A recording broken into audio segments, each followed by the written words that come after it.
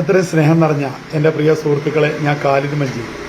ഞാൻ ഇപ്പോൾ ഇങ്ങനെ ഒരു വീഡിയോ ചെയ്യേണ്ട കാരണം, നമ്മളെല്ലാവരും സ്കൂൾ പൂട്ടുമ്പോഴും അല്ലെങ്കിൽ വെക്കേഷൻ ടൈമൊക്കെ വരുമ്പോൾ അല്ലെങ്കിൽ ഒരു ശനി ഞായറൊക്കെ നമുക്കൊരു അവധിയൊക്കെ നമുക്ക് കിട്ടുമ്പോൾ നമ്മളെല്ലാവരും കൂട്ടുകുടുംബങ്ങളെയും അതുപോലെ അല്ലെങ്കിൽ സുഹൃത്തുക്കളൊക്കെ ടൂറ് പോകും. നമുക്കൊക്കെ ആ ഒരു 10 എൻജോയ്മെൻറ്റ് ചെയ്യുന്ന സമയമാകുമ്പോൾ നമ്മളെല്ലാവരും ചിന്തിക്കേണ്ട വേറൊരു കാര്യമുണ്ട്. നമ്മൾ ഏത് സ്റ്റേറ്റ് ചെല്ലുമ്പോഴും മലയാളികൾ ഉള്ളിടത്ത് നോക്കി മലയാളികളെ സ്നേഹിച്ചുകൊണ്ട് മലയാളികൾ പോയാൽ നല്ലത് കിട്ടും എന്നുള്ളതൊക്കെ കരുതി നമ്മൾ പോകും. എന്നാൽ ഒരു 60% മലയാളികളും ഈ വരുന്നവനെ എത്തിങ്ങാനി ചേർക്കാൻ വേണ്ടി കാത്തിക്കണവനാണ്. ഒരു മലയാളിയും മറുനാടൻ മലയാളിയും ഒക്കെ ഒരേ മാതിരിയാണ്. ഒരു ബംഗാളിയും മലയാളിയായിട്ട് വ്യത്യാസമൊന്നും ഉണ്ടാവില്ല. അവനവൻ്റെ ജീവിതമാർഗത്തിന് വേണ്ടി പോയി കയറാം. അവൻ ചെയ്യണീന് നമുക്ക് കുറ്റം പറയാനും പറ്റില്ല.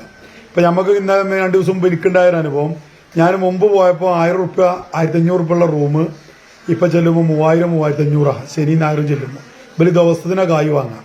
വെക്കേഷൻ ടൈമിൽ ചെല്ലുമെന്ന് അറിയാം. ആൾക്കാർ 2500 റൂം 3000-3500 ഒക്കെ ഒരു വാങ്ങും.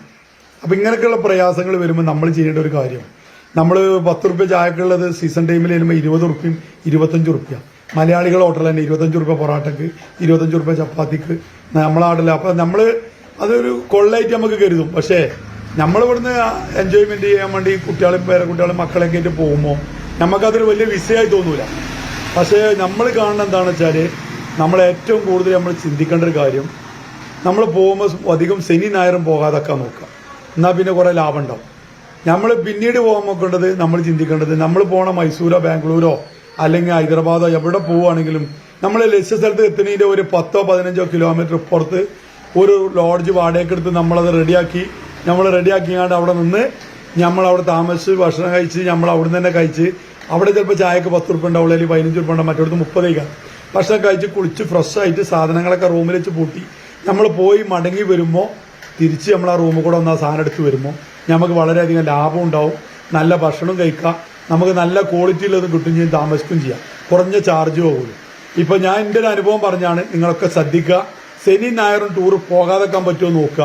പോവുകയാണെങ്കിൽ 15 കിലോമീറ്റർ ഇപ്പുറത്ത്, മൈസൂരത്തിൻ്റെ 10-15 കിലോമീറ്റർ ഇപ്പുറത്ത് നല്ല ലോഡ്ജുകളും നല്ല റിസോർട്ടുകളും ചായയും സൽക്കാരും ഭക്ഷണമൊക്കെ കിട്ടുന്ന നല്ല നല്ല ഹോട്ടലുകളുണ്ടാവും. അവിടെ കയറി എടുക്കുക. അത് ചിലപ്പോൾ മലയാളിൻ്റെ ആണെങ്കിൽ ചിലപ്പോൾ 1000 റുപ്യ എടുക്കാൻ പറ്റും.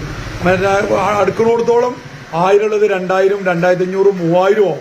അങ്ങനെ ആയ അനുഭവം എനിക്ക് ഉണ്ടായതുകൊണ്ട് ഞാൻ പറയാണ്, എല്ലാവരും ശ്രദ്ധിക്കുക. നമ്മളൊക്കെ തിന്നാതെയും കുടിച്ചാതൊക്കെ ഉണ്ടാക്കണോല് ഇങ്ങനെ പോകുമ്പോൾ 10 റുപ്യ ചിലവാക്കുക അധികം ആൾക്കാരും.